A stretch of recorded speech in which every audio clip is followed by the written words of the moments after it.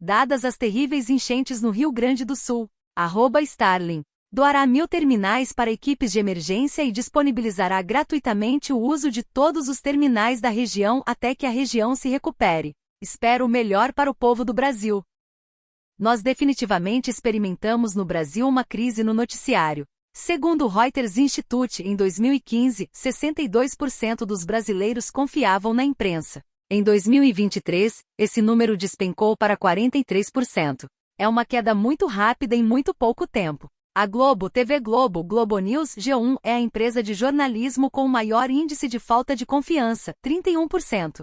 Quase 1 em cada 3 brasileiros não confia no trabalho do grupo. A mesma pesquisa diz que 41% dos brasileiros evitam o consumo de notícias e de conteúdo jornalístico, um número acima da média mundial, de 36%. Há um evidente aumento da falta de confiança do país com o trabalho da imprensa. E se dá para dizer que isso acontece, em parte, pelo aumento da polarização e da resistência que massas partidárias têm em encarar notícias que desagradam às suas visões ideológicas, e que há inúmeros jornalistas fundamentais para a saúde do debate público brasileiro, também dá para sustentar que, parte dos nossos veículos não sabe ser transparente em relação às suas linhas editoriais, tentando esconder do público o fato que parte de seus repórteres, apresentadores e analistas possuem flagrantes predileções ideológicas, facilmente percebidas pela audiência. 2. Muitos dos nossos jornalistas se comportam como se monopolizassem a verdade e tivessem o direito de exigir credibilidade do público, adotando um tom professoral e autocentrado que apenas gera hostilidade da opinião pública.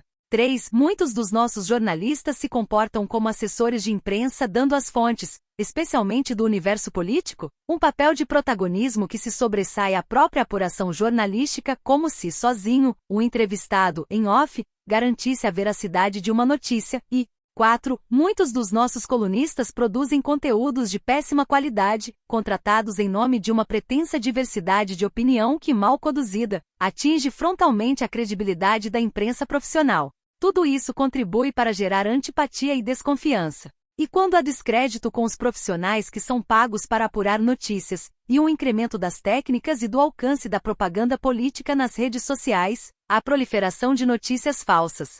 E não dá para jogar para debaixo do tapete esse problema. Uma sociedade bem informada tem mais recursos disponíveis para tomar melhores decisões, tanto nas urnas quanto na vida cotidiana. Essa é a razão por que o trabalho da imprensa é tão importante. 2. As fake news são tão prejudiciais. A industrialização do boato é um câncer que corrói o debate público, e os partidos e movimentos políticos têm grande responsabilidade sobre isso. Só que não dá para negar que nós também vivemos uma crise no combate a essa indústria. Segundo uma pesquisa do Poder Data, o STF, o principal encarregado em combater notícias falsas no país, terminou 2023 avaliado positivamente por apenas 19% dos brasileiros. Mesmo entre os petistas, a avaliação positiva está em 25%. Em todas as pesquisas de opinião, menos de 1/3 do país aprova o Supremo Tribunal Federal. As nossas instituições parecem convencidas de que só uma parcela do debate público é capaz de produzir notícias falsas. Mas ela conseguiu ir além disso. Criou um ambiente generalizado de autocensura. Se é positivo combater calúnia, difamação e desinformação, é extremamente prejudicial estabelecer um ambiente onde o crime de pensamento é justificado em nome de uma falsa proteção à democracia. E as nossas instituições parecem dedicadas a jogar o bebê fora junto com a água do banho. É a tempestade perfeita. O dinheiro vai chegar no tempo certo, que não é agora. Eles não sabem o que pedir porque a água não baixou. Simone Tebet. Estou torcendo pro Grêmio e pro Inter, hein? Lula, você acha que vou aliviar para uma menina mimada só porque está desabrigada? Ítalo Marcilli. A tragédia no RS deixou algo muito claro. O Estado brasileiro não é apenas ineficaz. Não peca apenas por omissão. Ele tem um ódio ativo da eficácia e da boa ação dos particulares. Em termos morais, o Estado brasileiro não se contenta em ser mau. Ele tem ódio dos bons. O Estado se ressente da caridade particular, e busca uma vingança contra os que praticam o bem. Parece haver algo de um orgulho satânico nisso tudo, algo da inveja de Lúcifer por nosso Senhor Jesus Cristo. Como bem observou Eric Voegelin, há mal no mundo, e além disso esse mal não é apenas um modo deficiente de ser, um elemento negativo, mas também uma substância e força reais que são efetivas no mundo. A resistência contra uma substância satânica que não é apenas moralmente, mas também religiosamente má, só pode ser derivada de uma força religiosamente boa igualmente forte. Não se pode lutar contra uma força satânica apenas com moralidade e humanidade. Em discurso ao lado de ministros, Lula diz que máquina de lavar é muito importante para as mulheres.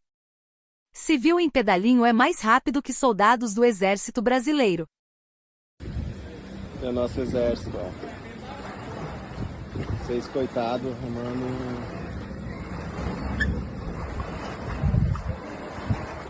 Vocês coitados, remando um barcão enorme.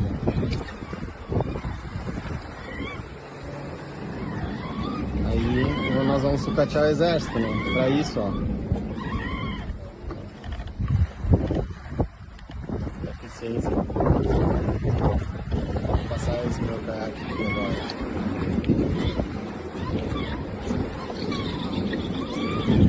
Eu vou indo na frente ali, se precisar famílias, daí eu aciono vocês, tá?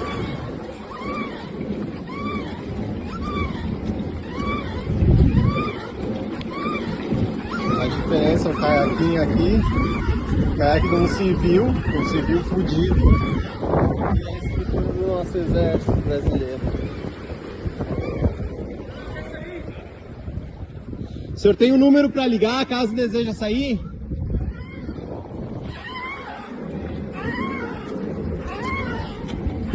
Ali quem conhece que é o Nacional, ó. Eu tô na rua do Nacional, atrás da minha casa.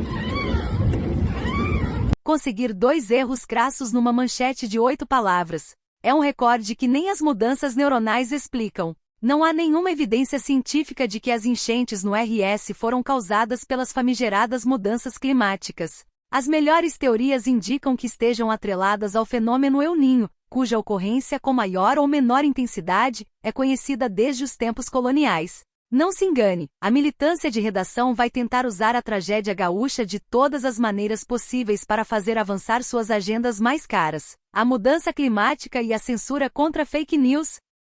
Casos de estupro são investigados em abrigos de Porto Alegre, Canoas e Viamão, na região metropolitana.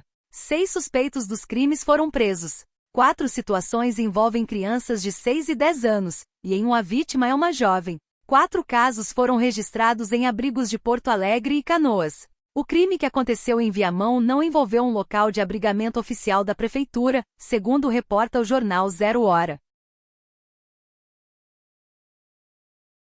Em meio ao manicômio jurídico que o país se tornou, é imprescindível deixar claro que, por mais reprovável que seja a conduta, não existe crime de fake news no Brasil. Acionar a autoridade policial para investigar, via inquérito, algo que sabidamente não é crime pode, isso sim, ser caracterizado como ilícito. Seja o crime de abuso de autoridade, Lei nº 13.869/19, artigo 27 sobrescrito 1, seja o de denunciação caluniosa CP, artigo 339 sobrescrito 2. Sabemos que em regimes de exceção, como o que estamos vivendo, o império das leis dá lugar ao puro autoritarismo, em que vale a vontade de quem exerce o poder, mesmo que totalmente contrária às normas vigentes. No entanto, é imprescindível registrar o que está acontecendo, até para que no futuro se possa fazer o resgate deste nefasto capítulo da história brasileira. Art. 27. Requisitar instauração ou instaurar procedimento investigatório de infração penal ou administrativa em desfavor de alguém, à falta de qualquer indício da prática de crime, de ilícito funcional ou de infração administrativa. Pena detenção de 6 meses a 2 anos e multa. Sobrescrito 2 art. 339. Dar causa à instauração de inquérito policial, de procedimento investigatório criminal, de processo judicial, de processo administrativo disciplinar, de inquérito civil ou de ação de improbidade administrativa contra alguém, imputando-lhe crime, infração ético-disciplinar ou ato ímprobo de que o sabe inocente. Pena, reclusão, de 2 a 8 anos e multa. Reportagem do jornal Folha de SP. Diz que o governo brasileiro mente ao afirmar que não dispensou oferta de ajuda do Uruguai ao RS. O governo uruguaio reiterou a segunda oferta de ajuda ao Rio Grande do Sul. O embaixador do Uruguai disse aos deputados, Marcel Van Hatten e Lucas Redeker, segundo um comunicado, que os equipamentos ofertados estão prontos e serão enviados caso o governo brasileiro assim o deseje. Um dos aspectos mais negligenciados na catástrofe gaúcha é o dimensionamento da duração da crise humanitária. As águas da inundação não baixarão por milagre em alguns dias, mas em muitos. E quando baixarem não será o fim do problema nem perto disso. As cidades atingidas, muitas das quais em sua totalidade, também não se recuperarão rapidamente, algumas nem sequer se recuperarão, por absoluta inviabilidade estrutural. Sim, deixarão de existir. Os serviços públicos essenciais, água, energia, internet, etc., igualmente não serão tão cedo normalizados. Tampouco será possível abastecer regularmente as localidades com itens de consumo. Com isso, mesmo as pessoas não diretamente atingidas, que poderão ter mantido intactas suas verbas, não conseguirão comprar nada, nem mesmo os itens essenciais, por pura ausência de oferta. Sem contar o impacto econômico, empresas fechando, inúmeros desempregados, escassez de serviços, etc., e os reflexos sanitários, doenças, sobretudo. O que deve ocorrer em pouco tempo, isto sim, é diante da escassez, o colapso do tecido social, com as pessoas passando a atitudes extremas para sobreviver, ao que se aliarão os criminosos que não deixam passar uma oportunidade de atuar.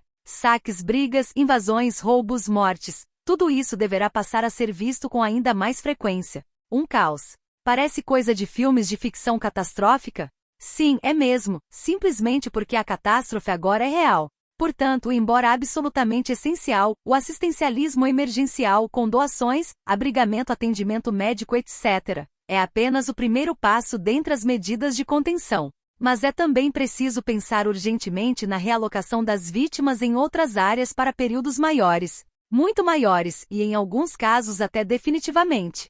Outras cidades, colônias agrícolas, cidades de campanha, não importa. Essas pessoas não terão como sobreviver pelo tempo necessário nos locais em que estão. Isso precisa ser entendido e tratado também como prioridade.